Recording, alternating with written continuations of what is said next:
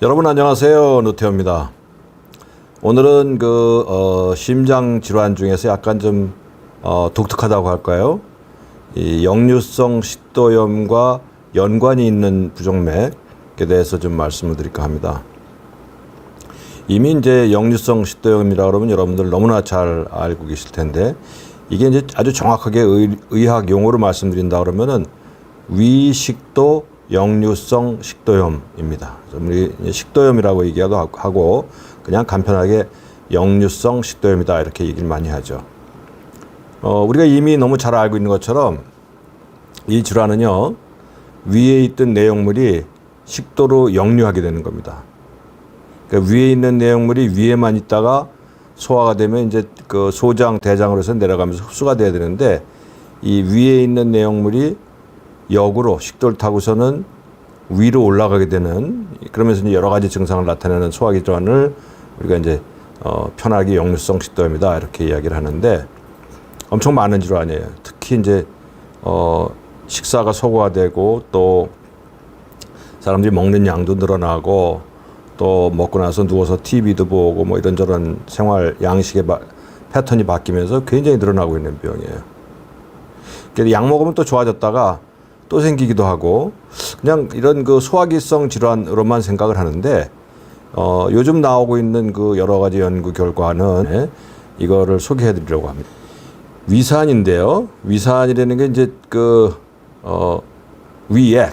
우리가 이제 음식을 섭취하게 되면은 그걸 소화하기 위해서 이제 위에서 액체가 나오죠. 이제 이건 이제 주로 위산이라고 이제 이야기를 많이 하는데, 이게 이제 한번 식사를 하게 되면은 위액이 나오는 그 양이 자그마치 500 내지 700ml라고 해요. 그러니까 우리가 상상하는 것보다 훨씬 많은 양의 위액이 위에서 분비가 되는 거죠.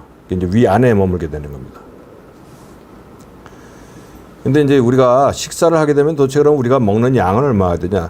아주 간단하게 라면 한 개 생각해 보세요. 라면 한 개가 이제 국수만 따지면 그게 120g 정도 된다 그러고요. 거기다 물을 집어넣는데 그 라면 국물로 하는 게 550cc 정도 된다고 그래요. 그러니까 한 600cc 정도 되겠네요. 라면 한 개 먹으면 그게 600cc 정도 된다고 합니다. 근데 라면이 아니라 이제 일반적인 우리가 한 끼에 식사를 하게 되면 한 끼의 양이 대개는 한 이제 1리터 정도 된다고 그래요. 그러니까 적지 않은 양이죠. 그게 이제 우리 위 속에서 잠깐 머물고 있는 겁니다. 그게 이제 위로 이 음식물이 들어가게 되면은 이걸 소화시켜야 되기 때문에 위에서 산이 나오게 돼요. 이제 위산이라고 얘기하는 거죠. 그래서 위에서 분비되는 소화를 돕는 액체가 이제 위산인데, 이게 이제 그 주성분이 염산이에요, 염산. pH가 1.5에서 3.5 정도니까 굉장히 강한 산이죠. 물론 농도가 아주 짙은 농도는 아니지만 0.5%니까 짙은 농도는 아니지만 강한 산이 그 위에서 분비가 되는 겁니다. 거기에 대해 가지고 이제 전해질이라든지 그다음에 펩신이라고 그러는 그 단백질분해 효소라든지 이런 것들이 나오면서 음식을 위에서 분해시키는 거죠. 소장에서 이제 흡수를 시켜야 되니까 영양분을 그걸 잘게 부수고 이런 그 소화가 잘 되도록 하는 역할을 하는 게 이제 위산의 역할입니다. 지금 보시는 게 이제 위의 그 도식 그림인데요. 위가 보시게 되면은 이렇게 상당히 근육 덩어리로 되어 있어요. 근육. 그리고 위의 표면은 까실까실하게 이런 육모라고 그러는데요. 이렇게 돼 있어가지고 실제 위의 그 근육은 덩어리가 비교적 커요. 그래서 위가 그냥 음식이 들어가지 않은 상태 편안하게 있을 때 용적은 불과 45cc밖에 안 된다고. 그러니까 굉장히 음식이 들어가지 않고 편안하게 있을 때는 이게 쪼그라들어가지고 가만히 있는 거죠. 그게 그 안에 내용이라는 거는 50cc밖에 안 되니까 굉장히 그 작은 상태로 있다가 음식이 들어가게 되면 이게 늘어나는데 최대 늘어날 때는 2 내지 3리터까지 음식을 받을 수 있다고 그래요. 그러니까 2 내지 3리터라고 그러면은 한번 상상해 보세요. 엄청나게 많은 음식을 수용할 수 있는 거죠.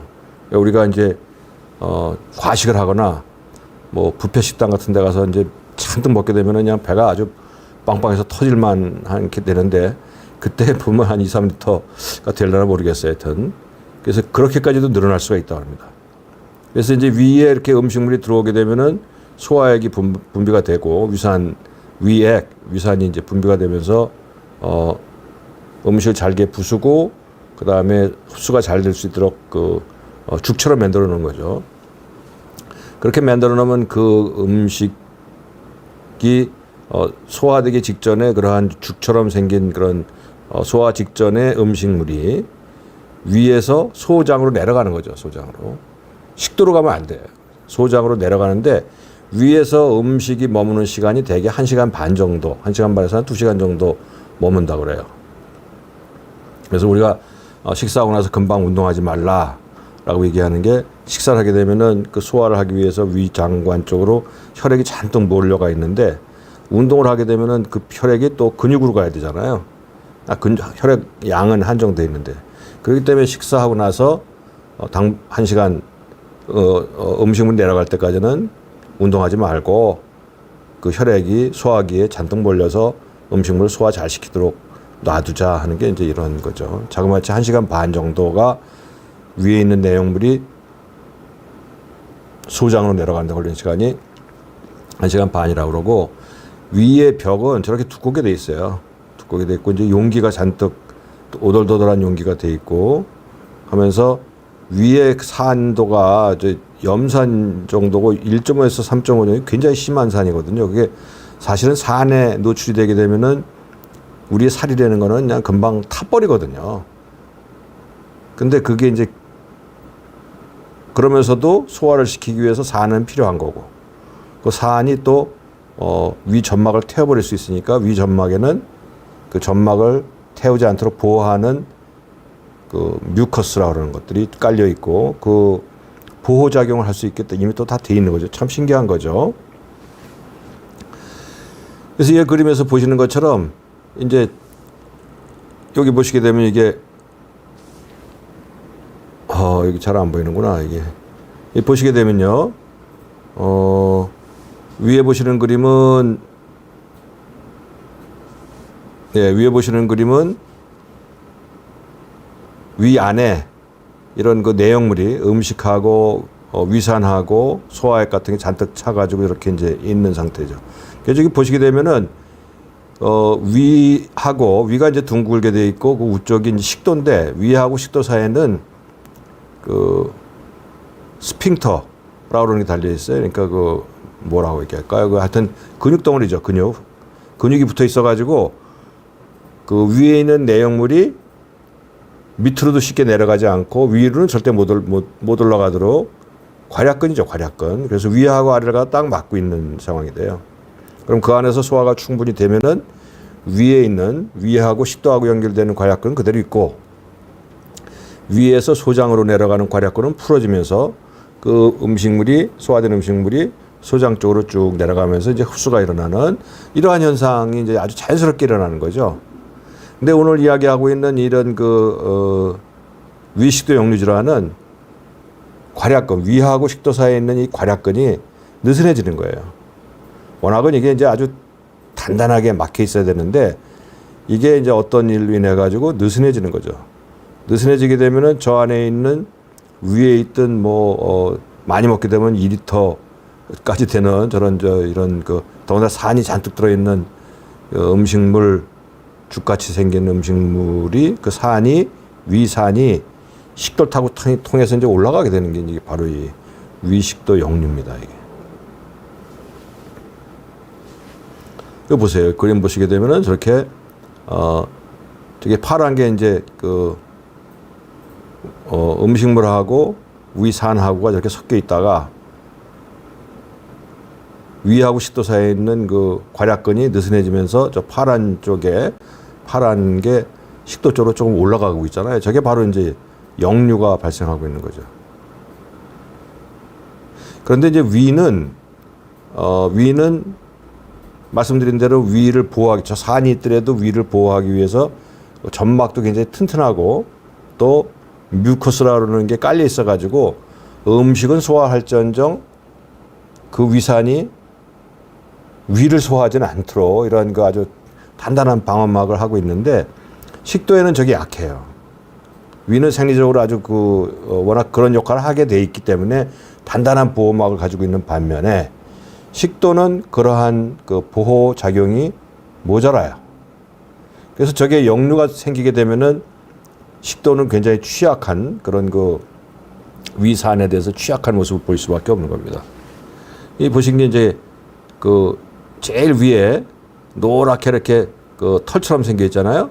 저게 점막이에요. 저런 점막에는 뮤신이라고 그러는 뮤커스라고 그러는 게 나와가지고 그 산으로부터 위를 보호하는 그런 작용을 하고 있는데 저게 이제 어떤 일로 저게 파괴가 되면은 저렇게 구멍이 뽕 꼭 화산 터진 것처럼 구멍이 뚫리면서 저게 이제 살이 산에 의해서 파고 들어가는 저게 바로 이제 궤양입니다. 궤양.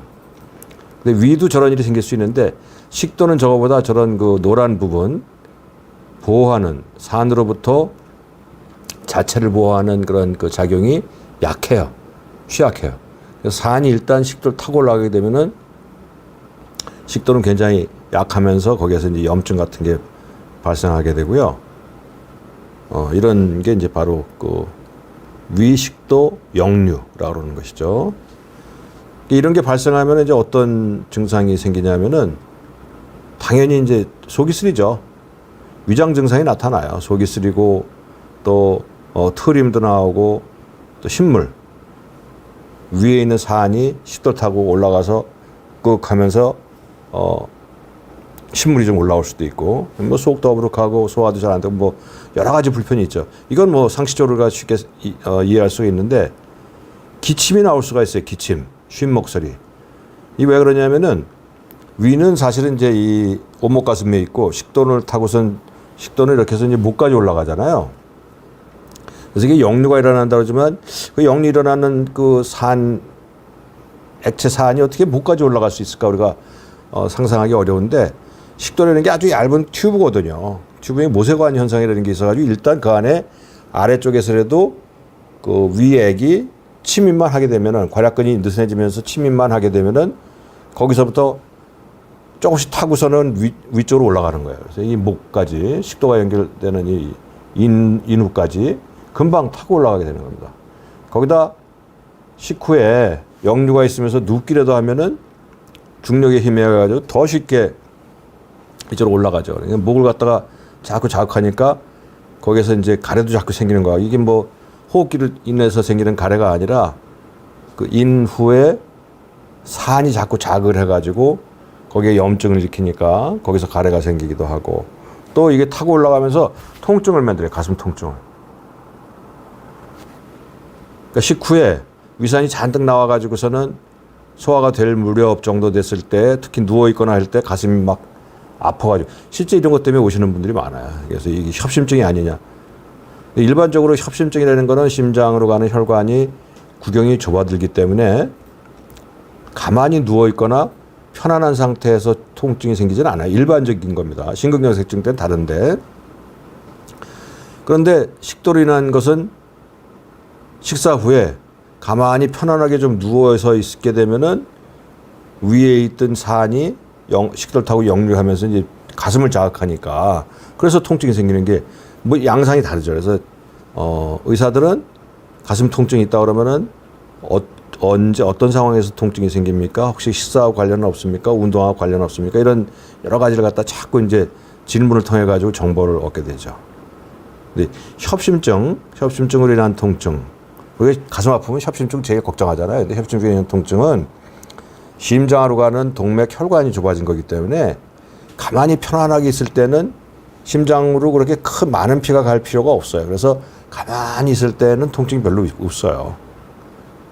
통증이 오는 건 주로 활동할 때, 특히 아침 낮에 가만히 자고 일어나서 출근하러 빨리 걸어가거나 아니면 버스를 타려고 좀 뛰거나 아니면 지하철에서 빨리 계단을 올라가거나 그래서 심장이 일을 좀 더 강력하게 많이 해야 돼, 갑작스럽게 많이 해야 될 필요성이 생길 때 가슴 뻐근한 통증이 와요. 근데 역류성 식도염으로 인한 통증은 그것과는 상관없이 식사를 안 하면은 산이 나올 필요가 없거든요. 그래서 공복에 아예 식사를 안 했다 그러면은 산이 나오지 않아요. 근데 식사를 하고 나서 식사를 하게 되면 아까 말씀드린 대로 위액이 뭐 500 내지 600ml 정도의 위액이 나오고 그 위액이 식도를 타고서 괄약근이 약해지니까 식도 타고 올라오면서 통증을 일으키는 거거든요. 그래서 활동하지도 않는데 식후에 저녁 때 밥 잘 먹고 좀 누워서 편안하게 있으려고 그랬더니 가슴이 좀 뻐근한 것 같다. 이렇다 그러면 그거는 심장 협심 쪽에 대한 통증보다는 외려 그 식도 역류인한 통증이 아닐까 이제 의심하게 되는 겁니다. 그 다음에 이제 소화기 증상이 있는가도 물어보게 되고요. 그래서 가슴 통증도 역류성 식도염으로 생길 수 있다.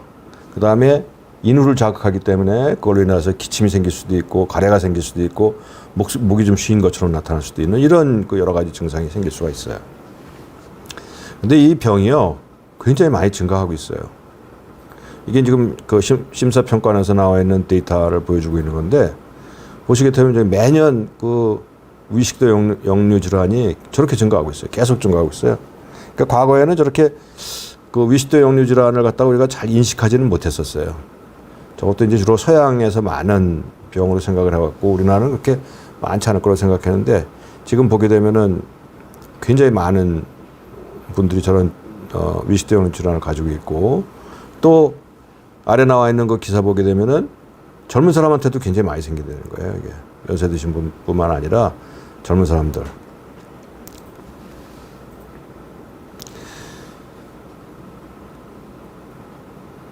한번 질문 볼까요? 예. 역류성 식도염이 있으면 입 냄새 원인이라고 하는데 맞나요? 이거 사실은 저는 이제 심장 내과 의사고 또 심장에서도 특히 이제 부정맥을 주 전공으로 하는 의사이기 때문에 오늘 제가 말씀드리는 거는 역류성 식도염과 심장 부정맥의 관련성에 대해서 이제 주로 말씀을 드리는 거거든요. 저런 질문은 사실은 이제 위장내과 선생님이 보시면 좋은 질문인데 말씀하시는 것처럼 역류성 식도염에서 윗냄새 원인이 생길 수도 있는 것이죠. 그러니까 그 역류가 목을 타고서는 목이라는 게 결국 혀가 바로 그 목 인후에 바로 끄트머리에 연결되어 있잖아요. 그러니까 그쪽에 염증이 생기니까 이제 이런저런 냄새가 생길 수도 있는 것이죠. 많이 먹는 사람들은 타고난 거 아닌가요? 하는 재밌는 말씀도 있네요. 맞죠. 많이 먹게 되면요. 많이 먹게 되면은 위가 빵빵하게 이제 아까 보였잖아요. 2리터, 3리터 정도가 이제 맥시멈으로 그 위가 받아들일 수 있는 수용 용량인데 그게 이제 빵빵해지게 되면 그게 압력이 커지니까 우쪽에 있는 괄약근이 느슨해질 수밖에 없어요. 그러니까 자꾸 타고 올라가면서 이 역류가 자꾸 생길 수밖에 없는 거죠. 그래서 이제 나중에 말씀을 드리겠지만 이 역류가 있는 경우에 치료 방법이라는 거는 좀 적게 먹는 거예요. 적게 먹고 많이 드시지 말고 식사한 후에 눕지 않고 뭐 이런 것들이 몇 가지 있어요. 근데 제가 오늘 말씀드릴 것은 이 역류 질환과 심장에 관련된 얘기이기 때문에 위장과 관련된 증상은 조금 나중에 소화기 선생님 모시거든 말씀하시면 더 좋을 것 같아요. 돌아가 보겠습니다. 근데 이제 이 심장병은요, 심장병은 사실은 다른 병하고 관련성이 많아요. 그래서 처음에는 우리가 이제 협심증 신경계에서 찌르는 심장병을 심혈관, 심장과 혈관에 있는 질환이다. 심혈관. 옛날에 아예 심장 질환, 그다음에 혈관 질환 이렇게 이제 과거에 이렇게 나눠 얘기를 했었어요. 그러다 이게 굉장히 밀접하니까 이제는 심혈관 질환이다. 심장과 혈관이 연결돼 있구나. 심혈관 질환이다라고 얘기하다가 요새는 또 어떤 얘기까지 나오냐면은 이 심장, 혈관, 뇌혈관까지 결국 갖다대는 걸 알게 돼 가지고 이제는 심뇌혈관 질환이다. 이렇게까지 얘기하거든요. 그래서 이런 식으로 이제 그 기관과 기관이 자꾸 엮여서 이제 의학이 그런 식으로 이제 발전하고 있는데 사실은 심장하고 위장은 그렇게 크게 관련성이 없다라고 이제 쭉 생각을 하고 있었어요. 근데 이게 이제 그 개념이 좀 달라지기 시작한 게 이 바로 이런 위식도 역류 질환하고 심장 질환, 특히 부정맥과의 연관성이 지금 이제 나오기 시작한 겁니다. 아직 이 중요성이라든지 이게 아주 크게 연구되어 있지 않아요. 근데 의외로 의학자들은 이거에 대한 연구가 그렇게 많지 않습니다. 왜냐하면은 위식도 역류 질환은 그냥 소화기 질환이기 때문에 소화기 질환 선생님들은 소화기 질환 쪽으로만 연구하고 심장병, 부정맥을 가지고 연구하는 그 심장내과 의사들은 심장병만 가지고 연구를 하기 때문에 여기에 이제 겹쳐지는 부분에 대해서는 약간 소홀한 편이 있어요. 근데 의외로 이 두 가지를 같이 겪게 되는 환자분들이 미리 이걸 갖다가 인지를 하기 시작을 한 거죠. 뒤에 얘기가 나오는데요. 그래서 제가 한번 서치를 해봤더니 비욘디에 이런 상담과 관련된 질문을 받는 데 있더라고요. 거기서 보니까 쭉 제가 다 찾아봤는데 이런 게 하나 나온 게 있더라고요. 이게 제법 되긴 했는데 부정맥이 식도염이나 변비와의 관련이 있을 수 있나요? 아마 이분 틀림없이 본인이 부정맥도 있고 식도염이나 이런 위장 증상이 같이 있었던 것 같아요. 그러니까 이게 혹시 관련이 있을 수 있냐라고 이제 질문하신 게 있더라고요. 이런 식으로 시작이 됐어요. 그래서 제가 한번 문헌을 갖다가 과거에 했던 문헌부터 쭉 한번 연구를 해봤어요. 근데 역시 말씀드린 것과 비슷하게 심장을 연구하는 학자들은 심장만 연구하고 위장을 연구하는 학자들은 위장만 연구했기 때문에 이게 겹치는 부분에 대한 연구가 별로 없어요. 오히려 이 두 가지를 같이 체험상으로 느끼고 있어서 호소하는 그런 글들은 굉장히 많더라고요. 그걸 발견했어요. 이렇게 보시게 되면 이게 지금 2006년도네요. 굉장히 오래전에 제가 알기로는 이게 아마 최초로 나와 있는 문헌인 것 같아요. 이게 2000년에 네이처 리뷰라고 그러는 저널인데 비교적 참 좋은 저널에 발표된 내용인데 이것도 연구 논문으로서 분명하게 나온 건 아니고 간단한 커뮤니케이션 형태로 발표가 됐어요. 저기 제목이네 제가 밑에 해석을 해놓은 겁니다. 일부 부정맥은 위식도 역류 질환으로 인할 수 있다. 아주 묘하고 겸손하게 표현을 했어요. 실제 대상으로 했던 연구 건수도 그렇게 많지 않아요. 보시게 되면은 GERD라고 되어 있잖아요. GERD는 G는 위, E는 식도, R은 역류, D는 질환이에요. 위식도 역류 질환이에요. 위식도 역류 질환을 가지고 있는 32명하고 그런 게 없는 대조군 9명하고 놓고 부정맥이 있는 걸 갖다 봤어요. 그랬더니 그렇지 않은 위식도 역류 질환이 없는 9명에서는 부정맥이 하나도 발견되지 않았어요. 그런데 위식도 역류 질환이 있었던 32명 중에서 18명에서는 부정맥이 있었다는 거죠. 그래서 이게 그동안 모르고 있었던 것이긴 하지만 위식도 역류 질환이 부정맥과 관련이 있을 수 있겠다 하고 나와 있는 제가 알기로는 아마 거의 최초의 문헌이 아닌가 싶어요. 그러니까 그전 의학이 그렇게 심장의학이 그렇게 많이 발전했고 부정맥도 엄청나게 발전했음에도 불구하고 2006년이면 아주 오래전 얘기가 아닌데 문헌상으로 연구 문헌상으로 나와 있는 거는 이전의 거를 제가 별로 보지 못했어요. 그러니까 상당히 최초의 논문이고 그때도 대상으로 연구 대상으로 삼았던 환자의 숫자도 그렇게 많지 않아요. 어쨌든 간에 여기서 처음으로 GERD 역류성 심질환 역류성 질환 환자들 중에 상당수에서 부정맥이 나오더라. 그러고 이분들을 약물 치료했더니 3개월 지났더니 많이 좋아지더라는 걸 발견한 거죠. 참 대단한 발견이에요. 남들은 그렇게 관심을 갖지 않았을 때 했던 그런 겁니다. 여기 질문 하나 있네요.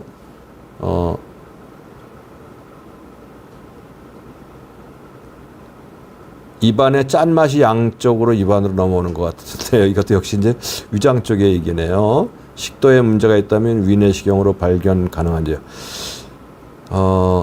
위산이 그냥 넘어온다고 그래가지고 내시경으로 다 발견되지는 않는 것 같아요. 내시경으로 발견되는 거는 위산이 넘어오는 것으로 인해 가지고 식도에 염증이 심해 가지고 형태적으로 변화가 보여지게 되면은 위산 역류를 내시경으로 발견할 수 있는 거고 이걸 발견하는 방법은 여러 가지 방법이 있어요.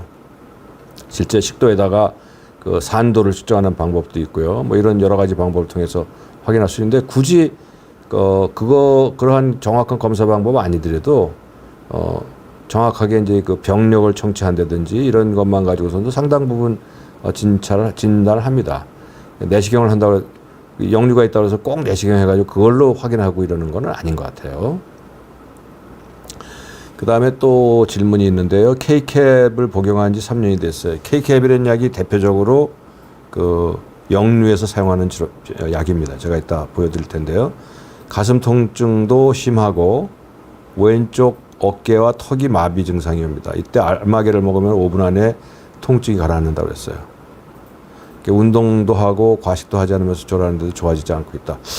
이게 참 어려움이 있네요. 사실 K캡이라고 그러는 뭐 상품명이긴 한데 실제 그 역류에 사용되는 많이 사용되는 약이거든요. 근데 또 증상은 알마기를 먹으면 금방 깔아앉는다고 그러네요. 그러니까 이제 사안이 틀림없이 영향을 주고 있는 것 같긴 해요. 근데도 조절하는데도 잘 좋아지지 않는다. 참 일반적으로는 저런 약을 드시게 되면 되게 좋아져요. 되게 좋아지는데 뿌리 뽑히지는 잘 않는 것 같아요. 약 먹고 조심하면은 좀 좋아졌다가 또 좀 조심 안 하면 다시 또 생기기도 하고 뭐 이런 식의 거를 자꾸 반복을 하는데 글쎄요, 지금 말씀하시는 분은 증상을 보면은 꼭 그 GERD하고 비슷하긴 한데 혹시 뭐 딴 게 있지 않을까? 저렇게 조심하는데도 좋아지지 않는다 그러면 딴 원인이 있을 수도 있지 않겠는가? 한번 체크해 보실 필요는 있을 것 같아요. 혹시라도 심장에 다른 병이 있지는 않는가? 이건 한번 같이 한번 보실 필요는 있겠다 싶네요. 자, 넘어가겠습니다. 그래서 제가 이거 이제 제 블로그 이야기인데요. 제가 이제 위식도 역류 질환하고 부정맥의 관련성과 관련돼서 제가 문헌을 찾아가지고 제 블로그에 글을 한번 쓴 적이 있었어요. 이게 이제 이것도 꽤 오래됐어요. 한 2018년도인가 아마 그럴 겁니다. 그러니까 한 5, 6년 전에 이걸 썼는데 제가 깜짝 놀랐어요. 제가 이제 블로그를 하면서 의학적인 내용, 특히 이제 일반인들이 이제 알기 어려운 내용들을 좀 쉽게 풀어가지고 이제 많이 글을 쓰고 있는데 글을 쓰게 되면 거기에 이제 댓글을 통해 가지고 질문하시는 분들도 많고 공감도 많이 하세요. 근데 공감하시는 분들 굉장히 많은데 저기 보세요. 공감 49에 댓글이 67에. 제가 올린 글에서 댓글이 저렇게 많이 나온 거 처음 봤어요, 사실은요. 근데 이 댓글을 제가 한번 소개해 드려 볼게요. 이게 아주 실제적으로 생생한 이야기이기 때문에 여러분들한테 소개해 드립니다. 한번 제가 읽어 볼게요. 진짜 신기하네요. 제산제 먹고 부정맥이 5분의 1로 줄었어요. 근데 자기는 증상이 그런데 의사는 관련이 없다고 얘기를 하고, 근데 자기가 직접 경험하게 되니까 내가 의사가 되고 싶은 마음이 생길 정도. 너무나 의사가 이걸 이해해 주지 못하니까 너무 안타까웠다 이런 얘기고요. 또 한번 놀랍다. 소화 안 될 때마다 여러 번 부정맥 증상이 나타나는데 이 글을 읽어보니까 진짜 이거였구나. 또 저와 증상이 비슷한 분들이 많아 깜짝 놀랐다. 또 어떤 분명히 연관이 있다고 생각한다. 또 이분은 눕고 목구멍 조잉, 이거 아주 영성 식도염의 아주 그 상당히 전형적인 증상 중에 하나거든요. 누우게 되면은 역류를 통해 가지고 위산이 식도를 타고서는 목까지 올라가게 되니까 그렇게 되면 목이 조이는 것 같고 가슴도 아프고 이런 게 생기거든요. 저런 증상이 생기면 동시다발적으로 부정맥이 생겼다는 거죠. 제가 너무나 찾던 글이 여기 있었네요. 식도염이 심해지며 기회수축이 생겼음을 확신한다. 확신한다고 썼어요. 이 글 보고 식도염 약 먹고 부정맥이 씻은 듯이 없어졌다. 물론 뭐 이제 과장도 있을 거고 또 꼭 연관된 거 아닌 것임에도 불구하고 이제 그런 식으로 느끼는 분들도 계셨을 거예요. 근데 제가 이건 뭐 댓글 중에서는 일부분만 추린 건데 지금도 그 2018년도에 올린 글인데 지금도 요새도 댓글을 쓰시는 분들이 계세요. 그러니까 이거에 대해서 굉장히 공감을 많이 하셨던 거예요. 이거 사실은 위식도 역류 질환이 심장의 부정맥과 관련이 있다는 사실을 잘 몰라요. 의사들도 그렇게 잘 알지 못해요. 잘 알지 못하는 게 뭐 공부를 안 해서가 아니라 심장을 하는 분들은 심장만 연구하고 위는 위만 연구하기 때문에 이 중간에 되는 부분들은 외려 의사들보다도 실제 이걸 겪는 분들이 훨씬 더 잘 알게 되거든요. 이렇습니다. 연구 논문 보게 되면 제가 이제 이것도 그 블로그에 올린 것이고 제가 최근 다시 한번 살펴봤어요. 이 논문을. 이거는 월드 저널 오브 가스트로엔테롤로지. 그러니까 다 이런 연구들이 순한 게 심장학 연구 쪽에서 나와 있는 연구보다는 외려 위장 쪽 그 저널에 더 많이 나오고 있어요. 지금 나와 있는 저널도 위장 저널이에요. 위장 세계 저널이에요. 이 제목이 뭐냐면 위식도 역류질환 환자에서 심방세동 2014년도의 종합 리뷰. 그러니까 이분은 2014년도 되는 시점에 여기에 관심을 가진 거죠. 이분은 소화기 저널에 나온 거예요. 그러니까 소화기적 측면에서 볼 때 전 세계에 나와 있던 문헌을 죄다 뒤진 거예요. 1972년부터 2013년까지 전체 문헌을 리뷰를 했는데 그렇게 많은 문헌을 찾아봤는데 거기서 8개의 문헌이 합당하다는 거죠. 그래서 8개의 문헌을 보니까 GERD, 즉 역류성 식도염이 있게 되면 심방세동의 위험성이 문헌마다 약간 차이는 있지만 0.62%면 거의 큰 차이가 없다는 것도 있었고 14%가 높았더라는 놈도 있다는 거죠. 더 낮았다는 놈은 없는 거예요. 그러니까 역류성 식도염이 있으면은 심방세동의 발생 위험성이 확실히 늘어난다 하는 걸 갖다가 과거 연구 결과를 뒤져가지고서는 확인을 한 거예요.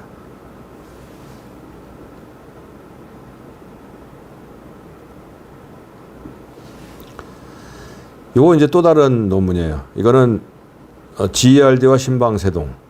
GERD는 말씀드린 대로 위식도 역류질환이죠. 위식도 역류질환과 심방세동에 대해서 이거는 대만에서 나온 연구 논문인데 대만의 국가 인구 기반 조사. 이건 뭐냐면은 대만도 우리나라처럼 의료보험 국가 의료보험을 하고 있으니까 국가 의료보험에서 치료받은 환자들을 전체 대상으로 해가지고 어떤 병으로 어떤 치료를 했고 어떤 병을 가진 사람이 또 어떤 병을 가지고 있을 걸 갖다가 뒤져본 거예요. 그러니까 상당히 규모는 큰 규모의 연구죠. 근데 여기 데이터가 이렇게 나온 거예요. 역류성 식도염이 있으면 심방세동의 위험성이 31% 증가되는 거죠. 위에 있는 거는 역류성 식도염 GERD가 없는 사람이고 밑에 있는 그 점선은 GERD가 있는 사람이에요. 이게 시간이 가면서 벌어진다는 거죠. 그러니까 시간 처음에는 똑같을지 모르지만 GERD가 역류성 식도염이 있으면 시간이 가면 갈수록 심방세동의 위험성이 더 많이 노출되고 지금 4년인가 가니까 31%가 더 많더라는 거예요. 그러니까 심방세동만 있는 거냐 하면 그렇지 않아요. 심방세동이라는 거는 그러니까 이제 부정맥은 심장의 아랫부분에 생기는 거, 윗부분에 생기는 게 두 가지가 있거든요. 이제 밑에가 심실, 위에는 심방이에요. 근데 부정맥은 여러 종류가 있는데 그 경한 것부터 좀 심한 것까지 있는데 심방세동은 심방에서 생기는 부정맥 중에서 가장 심한 것이다 이렇게 보시면 돼요. 그러니까 심방세동이 저렇게 많이 나왔다는 거는 심방세동 전 단계에 있는 심방 조기수축이라든지 이런 종류의 부정맥은 훨씬 더 많이 나왔을 가능성이 있는 거죠. 그건 누가 조사를 해보진 않았지만 조사하지 않은 이유는 그걸 객관화시키기가 좀 어려워요. 근데 심방세동이라는 병은 객관화시킬 수가 있기 때문에 지표로 저걸 봤더니만 심방세동이 저렇게 많이 생기는 거죠. 질문 볼까요? 요것보다는 그 밑에 있는 거 더 볼까요? 예, 요 목에 낀 위산물질은 없애는 방법을 알고 싶다. 그런데 이거는 아까 말씀드린 이게 소화기에서 보시는 게 더 좋을 것 같고요. 그 다음에, 작년 말에 심장 검사 시에 정상이긴 했는데 식사를 하거나 유독 소화가 안 될 때 맥박이 막 오르고 그러는데 맞습니다. 이렇습니다. 이거 역류성 식도염으로 인해 가지고 신경이 자극받아 가지고 심장 박동수가 올라갈 수 있어요. 혈압은 정상인데 단백뇨 때문에 혈압약도 복용 중이긴 한데 병이 늘어나는 것 같다 걱정해. 꼭 그렇지 않아요. 그러니까 이 역류성 식도염이라는 질환은 사실은 잘 치료가 되는 병이에요. 그러니까 본인이 잘 관리하고 약 드시고 하게 되면 굉장히 좋아지는 병이기 때문에 오히려 이걸 잘 치료함으로 인해서 심장도 좀 좋아질 수 있는 찬스가 있기 때문에 이건 뭐 그렇게 너무나 걱정이 크실 필요는 없을 것 같습니다. 또 한 분은 목에 낀 위산물질은 없애는 방법이 없냐. 숨 쉴 때 목이 답답하고 숨 쉴 때 뭔가에 걸려서 나는 것 같기도 하다. 이게 맞습니다. 이게 다 비슷한 증상일 거예요. 역류성 식도염이 있게 되면은 그 증상이 위장 증상에 플러스 해가지고 식도 상부에 있는 인후까지 이제 염증이 퍼져가지고 거기서 가래도 생기고 이런저런 불편감이 많이 생길 수 있다고 말씀드렸잖아요. 그래서 아마 그 가능성은 상당히 있을 것 같습니다. 그 다음에 도토리님이 하신 게 이제 오늘 제가 강의하고 말씀드리는 거하고 약간 유사하네요. 도토리님, 선생님 안녕하세요. 부정맥이 심해서 약을 먹고 있는데 특히 밤에 자려고 누우면 명치가 답답하고 불안하다. 만성 위염도 있고 가슴 전체가 통증. 이게 참 상당히 의심이 가는 내용이네요. 그죠? 부정맥인 있다고 했는데 특히 밤에 자려고 누울 때 명치가 답답하고 불안한 게 이제 위장 증상이거든요. 식도 때 저런 증상이 많이 나오고 위염이 있다 그러니까 저게 이제 위염뿐만 아니라 식도염도 같이 있었을 가능성이 굉장히 많죠. 가슴 통증도 있고 답답하고 저런 게 있으니까 불안하기도 하고 부정맥도 생기다 그러면 이제 그 당연히 GERD 그러니까 역류성 식도염의 가능성을 갖다 생각을 하고 그쪽으로 좀 관리 잘 하시는 거 좀 좋을 것 같습니다. 다음 내려가 볼까요? 다음에 이건 2019년도 비교적 최근에 나온 연구 논문이에요. 이거는 부정맥 쪽에서 나온 연구입니다. 저널 오브 아리트미아 그러니까 부정맥 연구 저널이에요. 이제 부정맥 학자들도 여기에 좀 관심을 갖기 시작한 거죠. 그래서 이분이 이제 이러한 결과를 냈는데 여기서 나온 거는 이분이 낸 제목은 뭐냐면 심방세동과 위식도 역류질환 두 질환이 공통성이 있더라 하는 거예요. 지금 이제 아주 많은 연구는 아니지만 연구를 통해서 알기 시작한 내용이 위식도 역류질환하고 심방세동이 상당히 연관성이 있다는 걸 갖다 이제 깨닫기 시작을 한 거예요. 지금 깨닫는 단계입니다, 이게 좀 더 과학적 연구가 더 많이 특히 심장의학 쪽에서 더 많은 연구를 통해 가지고 뭐 때문에 이런 일이 생기는구나 따라서 치료를 어떻게 해야 되겠구나를 갖다 아주 명백하게 밝혀지지는 않은 단계예요. 이 결론을 미리 말씀드리는 것이긴 하지만 심방세동하고 심방에 발생하는 부정맥 중에서 가장 심한 부정맥이라고 그럴까요? 심한 부정맥의 심방세동과 위식도 역류질환은 공통성이 굉장히 많다 하는 게 확인이 됐고 또 이 두 가지가 위식도 역류질환이 있으면 심방세동이 잘 생기기도 하고 또 심방세동이 있으니까 시간이 가면서 위식도 역류질환이 또 생기기도 하는 게 두 가지가 서로 주고받을 가능성이 있다는 게 연구 결과에 나왔어요. 그리고 또 다행인 거는 이거는 그 위식도 역류질환 치료를 통해 가지고 심방세동이나 부정맥이 좋아질 수도 있다 하는 연구 결과도 있거든요. 그래서 이거는 부정맥 중에서는 그래도 물론 부정맥 심방세동이라는 부정맥이 발생하는 원인이 굉장히 많거든요. 그 중에 일부가 이 위식도 역류질환과 관련성이 있다는 게 밝혀지기 때문에 이건 또 치료가 가능하니까 말이죠. 치료와 조절이 가능하니까 아주 긍정적인 얘기를 할 수 있는 거죠. 어쨌든 지금 이 연구 논문은 그 부정맥 연구 저널에 발표된 내용이에요. 심방세동과 위식도 역류질환이 공통성이 있더라.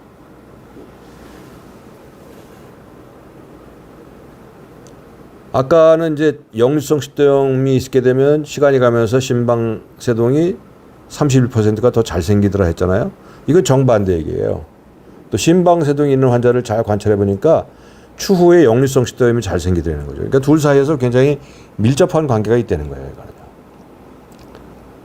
그러니까 심장 부정맥이 조기수축이라는 아래서 발생한 심실성 조기수축, 위에서 발생한 심실성 조기수축, 심방세동 여러 가지가 있는데 특히 심방 쪽에서 발생하는 부정맥은 역류성 식도염과 상당히 관련성이 크다. 아래쪽에서 발생하는 것도 영향이 있다는 보고는 있는데 더 중요한 거는 위쪽에서 발생하는 것이 더 중요하더라는 게 있어요. 그래서 이 연관성을 정리를 해보면 이렇습니다.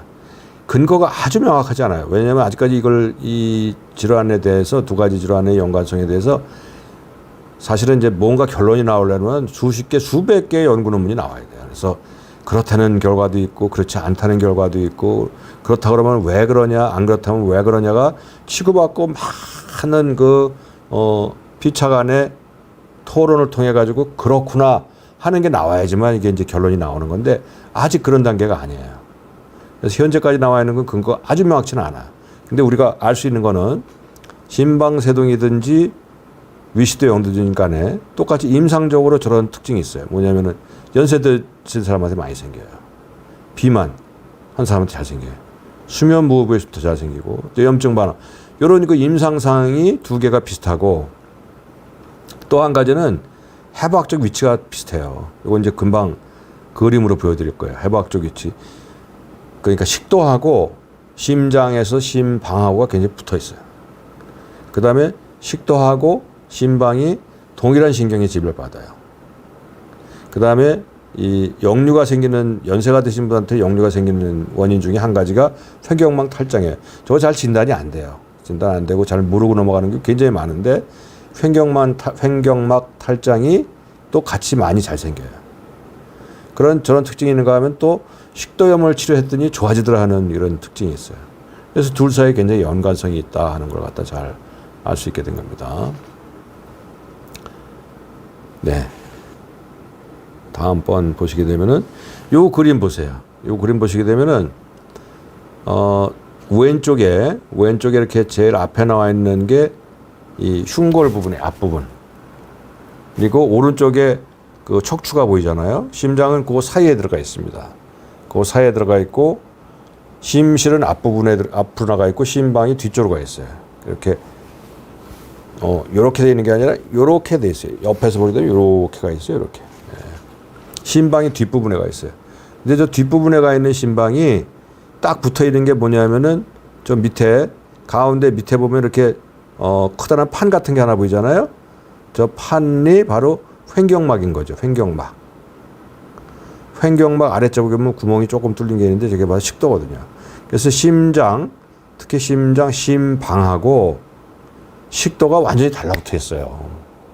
굉장히 달라붙어 있어요. 그래서 이제 그 심방세동에서 전국도자 절제술이라고 하는 걸 시행하게 되면 심방이라는 게 뭐 심실처럼 이렇게 두껍지가 않거든요. 굉장히 얇아요. 종이짝처럼 얇아요. 그러니까 거기를 전기로 해서 이제 태워가는 치료를 하는데 태우거나 이제 냉각 에너지 가지고 이제 조직을 죽여가는 건데 그런 과정에서 조금 더 과하게 되면은 심방을 구멍을 내고 더 지나가게 되면 저 식도를 갖다 손상시키는 수도 있어요. 그러니까 심방과 식도는 붙어 있다. 딱 붙어 있어요. 딱. 해박조는 너무나 달라붙어 있고 거길 지나가는 신경은 동일한 신경 지배를 받거든요.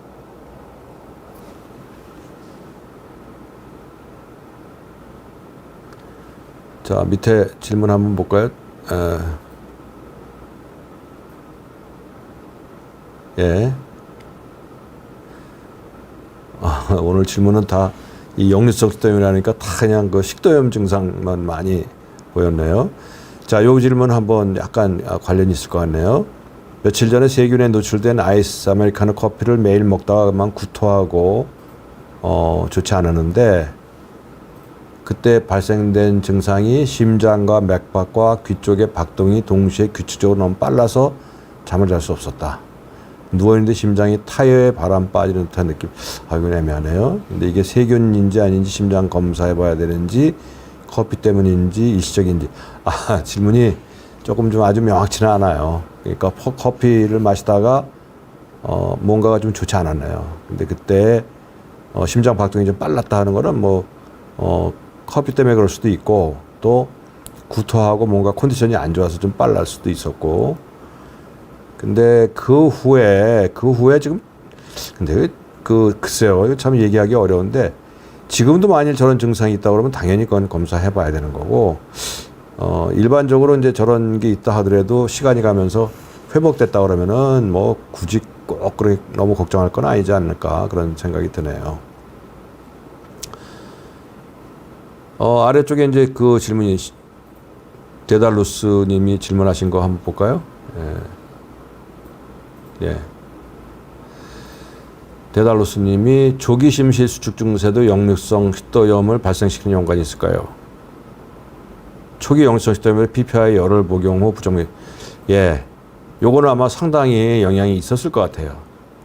지금까지 주로 나오는 거는 심실보다는 심방 쪽에 발생하는 부정맥이 역류성 식도염과 관련이 있다는 거거든요. 근데 지금 말씀하신 것처럼 심실 조기 수축이 역류성 식도염을 발생했다는 것보다는 사실은 약간 반대죠. 역류성 식도염이 있어서 그게 조기 심실 수축을 발생시킬 수 있었다. 그리고 식도염을 PPI를 치료했더니 부정맥이 좋아져. 이건 뭐 굉장히 많이 흔하게 나타나는 이야기들이에요. 제가 아까 보여드린 그 블로그에 댓글을 단 경우에 저런 게 굉장히 많아요. 그래서 부정맥이 있다면은 부정맥이 있고 본인이 소화기 증상이 있다 그러면은 부정맥에 대해서는 물론 당연히 관심을 가지고 부정맥 치료하는 의사하고 잘 관찰을 하면서 필요하면 치료도 하고 하는 거지만 만일 거기에 더해 가지고 소화기 증상이 있었다 그러면은 역류성 식도염을 당연히 의심하고 역류성 식도염을 치료를 같이 한번 병행해 보는 게 어떨까 싶으면 저는 참 좋은 그 이해가 될 것 같습니다. 그다음 성현주님 갑상선 기능 저하증으로 가슴이 두근거릴 수 있나요? 하루에 시도 때도 없이 자주 두근거리 몇 초 후에는 금방 사라지고 통증은 없다 그러네요. 사실은 갑상선 기능 저하증이 있게 되면요. 갑상선 기능 저하증은 대사를 낮추기 때문에 가슴이 두근거리는 것보다 두근거리는 것보다 오히려 맥박을 낮춰줘요. 그래서 갑상선 기능이 항진증이 생기면 가슴이 두근거립니다. 저는 틀림없이 그 갑상선 호르몬이 대사를 항진시키기 때문에 맥박도 올려주고 가슴 두근거리는 거 충분히 느낄 수 있어요. 체중도 빠지고. 근데 기능 저하증으로 저럴 수는 없어요. 근데 혹시 저하증이 있어서 갑상선 저하증을 치료하기 위한 약을 쓸 수가 있거든요. 그게 바로 갑상선 호르몬을 대체시켜 주는 거거든요. 근데 갑상선 호르몬을 대체시켜 주면은 그 호르몬이 심장 박동을 올릴 수 있거든요. 그래서 두근거리게 만들 수는 있어요. 그 가능성 한 가지하고, 하루에 시도 때도 없이 자주 두근거린다 그러면 저거는 그것과 상관없는 부정맥이 별도로 있었을 가능성도 있어요. 갑상선 기능 저하증은 그냥 가지고 있는 것이고, 부정맥은 없던 부정맥이 갑자기 생겼다 말다 전혀 상관없이 있다 갔다 할 수 있거든요. 그래서 저런 경우에는 한번 확인해 볼 필요는 있겠어요. 저게 진짜 갑상선 문제 때문에 그런 것인지 아니면은 별도의 부정맥이 있어서 저런 걸 느끼는 것인지. 이건 우리 그 부정맥 진단 방법 중에서 가장 대중적인 방법, 심전도 아니면 홀터 검사, 하루 아니면 3일 동안 달고 있는 검사하게 되면 저건 아주 쉽게 결론이 나올 수 있을 것 같네요. 자, 다시 한번 돌아가겠습니다. 여기 이제 지금 보시는 그림이 심장을 옆에서 봤을 때 심장과 식도가 달라붙어 있더라 하는 거죠. 다음 그림 보게 되면요. 이건 심장을 뒤에서 바라본 거예요. 등 쪽에서 척추를 제거하고 심장 부분만 보게 되면은 저 가운데 핑크빛, 빨간색 말고 핑크빛으로 밑으로 쭉 내려가는 게 바로 식도거든요. 식도 근육덩어리니까 근육이 쭉 내려가면서 심장이 보이잖아요. 심장하고 딱 달라붙어 있어요. 특히 심방하고는 완전히 달라붙어 있어요. 그렇습니다. 그래서 식도염이, 근데 이제 물론 상당히 좀 무리는 있어요. 식도에 가령 염증이 생기기 때문에 그 염증이 식도의 근육을 타고 넘어서 심방까지 간다는 것은 사실은 그렇게 흔쾌하게, 의학자들이 이렇게 흔쾌하게 받아들이기는 어려워요. 왜냐하면은 둘이 서로 달라붙어 있긴 하지만 그 안에는 여러 가지 조직이 그 둘을 갈라놓고 있거든요. 그래서 거기에 생긴 염증이 물론 퍼져나갈 수는 있어요. 그래서 한 가지 설로 제시하고 있지만 저게 꼭 그렇다고 얘기하기 참 어려워요. 근데 가능성이 없는 건 아니죠. 질문 또 들어온 게 있네요. 최용만 씨. PPI 먹으면 소화가 잘 안 됩니다. 관상동맥 조영술은 문제가 없는데 부정맥 가능성이 있을까요? 가끔 빈맥과 함께 패닉이 옵니다. 공황장애와 식도 괄약근이 늘어났다는 진단 역시 받았다 그러니까 이거는 식도 괄약근이 늘어났다는 게 바로 위 식도에 역류가 발생한다는 얘기죠. 저게 있어가지고, 근데 저게 이제 빈맥과 함께, 빈맥은 충분히 올 수 있다고 돼 있잖아요. 제가 계속 드린 것처럼 심방세동도 한 30% 늘어날 수 있다고 그러니까 가능성은 있는데 저게 진짜 그것 때문에만 그런 것인지 아니면은 다른 원인과 함께 같이 있을 수 있는지 이걸 한번 찾아볼 필요는 있을 것 같아요. 네, 이상이고요. 시간이 이제 상당히 많이 돼갔는데 부두가님 질문 한번 볼까요? 이거는 상관은 역류성 식도염과 직접 관련이 있는 얘기는 아니고요. 부두가님 3월 말에 전국 도자 절제술을 했고요. 재발할까봐 불안합니다. 혹시 골프도 괜찮은지 궁금하다네요. 아마 전국 도자 절제술을 했다면 전국 도자 절제술의 대상이 되는 병이 이제 여러 가지가 있는데 혹시 심방세동이 아닐까 싶습니다. 심방세동이 요새 가장 많이 하는 시술이니까요. 재발 얘기도 들었다 그러면 재발은 사실은 가능성이 있어요. 심방세동에 관련된 전국도자 절제술이 재발 가능성이 물론 희망적으로 좋은 측면을 가지고 보는 의사들은 좋게 얘기를 하고 또 비관적으로 보기도 하는데 일반적으로 가장 큰 연구에서 나온 것은 5년의 절반 정도 재발한다 라고 돼 있어요. 실제적으로는 그것보다 조금 더 많을 가능성도 있다 이렇게 말씀. 재발할까 불안하지만 당연히 재발할 가능성이 있다는 거는 알고 계셔야 돼요. 그래서 시술을 하고 두근거리는 증상이 있게 되면은 재발, 특히 3개월이 지난 다음에 그런 일이 발생하게 되면은 꼭 재발의 위험성이 있기 때문에, 가능성이 있기 때문에 체크해 보십시오. 골프 자체가 나쁘다는 얘기는 없어요. 사실은 재발을 예방하고 심방세동 자체를 예방하고 재발을 예방하는 것으로서 적절한 운동은 좋습니다. 그래서 이건 하시는 게 좋아요. 그 다음에 SRK님이 보내신 질문입니다. 커피를 줄이고 소식으로 체중을 줄이니 부정맥이 조용해져서 2번 먹던 약을 한 번으로 줄인 후 약을 먹지 않고 10일 약을 먹지 않아도 부정맥 증상이 없는 상태다. 약을 계속 중재도 괜찮겠느냐. 이건 참 조금 좀 성급했던 것 같습니다. 실제로 이제 커피가 부정맥을 좀 유발 더 잘 생기게 한다는 연구 결과도 있고 또 그렇지 않다 하는 결과도 있어요. 그래서 이거는 결론 내리기는 어려운데, 어쨌거나 커피도 줄이고 체중도 줄이고 했다는 거는 본인이 그 심장 건강을 위해서 굉장히 애를 썼다는 거거든요. 그걸 하고 났더니 부정맥도 당연히 좋아질 수 있습니다. 그러니까 부정맥을 치료하는 게 부정맥 자체를 치료하는 것도 있지만 자신의 심장 건강을 잘 관리하게 되면 부정맥도 좋아질 수 있어요. 좋아졌는데 약을 줄였어요. 약을 조금 줄였더니만 줄여도 괜찮단 말이에요. 그래서 본인이 스스로 한 10일 정도 살짝 끊어봤던 거죠. 그래도 없어요. 그러면 계속 먹잖아요. 당연히 이런 유혹을 느끼게 될 텐데 저건 저는 현명하다고 보지 않아요. 설사 저렇다 하더라도 주치의하고 상의해야 됩니다. 주치의하고 상의해서 왜 그러냐면요. 증상이 없다고 그래서 부정맥이 없다라고 얘기할 수 없어요. 우리가 24시간 심전도 아니면 48시간, 72시간 심전도 홀터 검사라는 걸 해보게 되면요. 본인은 증상이 없는데 부정맥은 나타나는 경우가 제법 있어요. 그래서 이제 본인은 증상이 없으니까 나 다 낫다라고 생각하지만 그렇지 않습니다. 심방세동이라는 부정맥이요. 처음에 조금 생겼다 말할 때는 증상을 다 느껴요. 시간이 가면 갈수록 무뎌져 가지고 증상이 부정맥이 계속 지속되는데도 본인은 증상이 없어요. 자기는 나은 걸로 생각하는 경우가 많거든요. 그래서 증상만 가지고 절대 판단하지 말아라.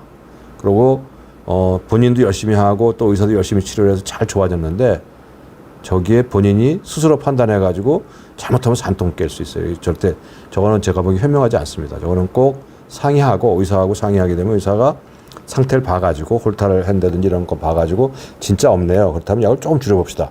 뭐 이런 식의 과정을 통해서 하는 건 어떨지 모르지만 그냥 하는 건 옳지 않다고 봐요. 자, 그 다음에 여기 이제 아마 마지막 시간도 되어서 마지막 될 것 같은데요. 이거는 이제 이것도 역시 위장 저널에서 나온 건데, 위식도 역류 질환과 비정상적 심실 재분국화 지표의 연관성. 2019년에 나온 건데 좀 제목이 어렵죠? 이거는 이제 기초 연구를 한 거예요. 진짜 위식도 역류 질환이 있게 되면은 이게 심실 세포에 어떠한 문제가 발생하지. 아주 이제 과학적으로 접근하기 시작한 거죠. 그 봤더니 영향이 있더라는 겁니다, 이게. 그래서 그런 게 있었고, 결론적으로 이건 이제 심방세동과 위식도 역류 질환의 연관성이 도대체 이게 어때서 이런 연관성이 있겠는가를 제시한 그림이에요. 결론은 아닙니다. 지금 아까도 말씀드렸지만 이건 지금 연구가 시작되는 단계이기 때문에 앞으로 더 많은 연구를 통해 가지고 정확하게 그래서 왜 그렇구나가 나올 겁니다. 근데 지금 추측하는 거야. 이러이러한 것들이 가능성이 있다라고 추측하는 겁니다. 여기 보시게 되면은 사람 머리가 있고 쭉 아래로 내려가면서 위가 있고 그 옆에 쭉 아래 위가 연결되는 튜브가 있죠. 저게 이제 식도죠. 식도가 있고 바로 그 왼쪽 앞으로 심장이 있어요. 근데 그 심장과 식도가 딱 붙어 있기 때문에 그 사이에서 케미컬 앤 메카니컬이야. 그러니까 화학적 성분이라든지 아니면은 식도의 움직임이나 심장의 움직임이 서로 피차간에 영향을 주어서 그런 일이 생기지 않겠는가 하는 추측 중에 하나입니다. 그러니까 가설인 거예요. 가설. 이런 것도 영향이 있을 수 있다. 이건 앞으로 증명받아봐야 돼요. 연구가 시작되는 단계니까요. 그 다음에 또 한 가지는 심방의 메카니컬 텐션. 심방이 붙어 있으니까, 심방이 식도하고 붙어 있으니까 심방이 수축이완 하면서 하거든요.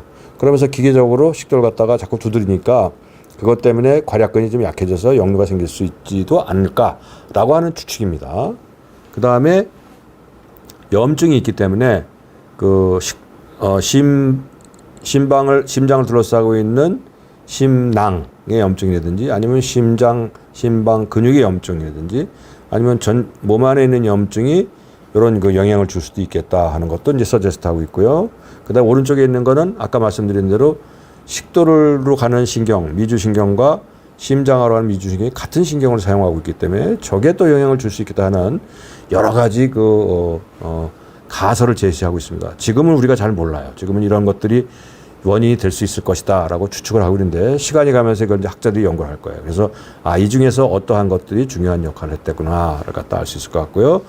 결론적으로 말씀드린다면은 역류성 식도염은 생활 습관의 변화가 가장 중요해요. 체중 줄여야 되고 잠잘 때 베개를 좀 높이고 자는 게 좋아요. 머리하고 등을 10 내지 15cm 15 내지 20cm 올리고 담배 피지 않고 술 이게 식도 괄약근을 약하게 만들어요. 식습관 다이어트 그다음에 약물 특히 이제 제일 대표적인 약물이 PPI라고 그러는 이제 아마 있는 분들 다 이 약물을 쓰실 거예요. 굉장히 효과가 좋은 약물입니다. 다만 이제 장기적으로 복용하게 되면 조금 이런 거 문제가 생길 수 있기 때문에 계속 장복하는 거에 대한 것은 좀 의사하고 상의하실 필요가 있고요. 오늘 말씀드린 결론, 여기 이제 한 장으로 결론이 됩니다. 위식도 역류 질환은 부정맥, 특히 심방에서 발생하는 부정맥과 관련이 있다. 이건 아주 명백한 관련이 있다. 따라서 부정맥이 있으면 자기가 위장 증상이 같이 있다 그러면 항상 관찰하자. 이거는 심방세동이나 다른 부정맥이 있을 가능성도 있고 또 부정맥이 심방세동 부정맥이 있으면은 역류 질환이 있을 가능성도 있으니까 이거 두 개를 같이 관심을 가지고 있자. 부정맥 특히 심방세동과 관련성이 있고 치료는 현재 단계에서는 위식도 역류 질환을 치료하는 게 비교적 간단한 방법이기 때문에 이걸 치료하고 예방하는 게 도움이 될 수 있다 하는 쪽으로 오늘 강의를 마무리할까 합니다. 여러분 경청해 주셔서 감사합니다. 노태우입니다.